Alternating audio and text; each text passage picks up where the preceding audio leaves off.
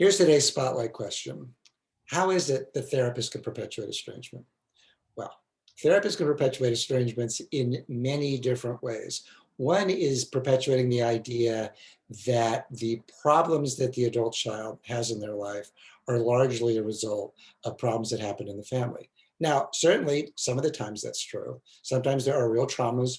There's sexual abuse, there's physical abuse, there's emotional abuse, there's neglect. But sometimes there's a big disparity between what the adult child is identifying as what happened in the childhood and what actually happened. In the same way that parents are sometimes in denial of how badly they treated their children, sometimes children reinvent their childhood in ways where they exaggerate things that happened or they create things that actually didn't happen.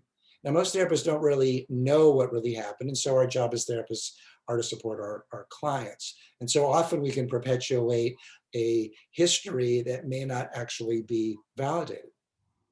But therapists can also create problems when we validate the idea that the adult child is better off cutting themselves off from the parent.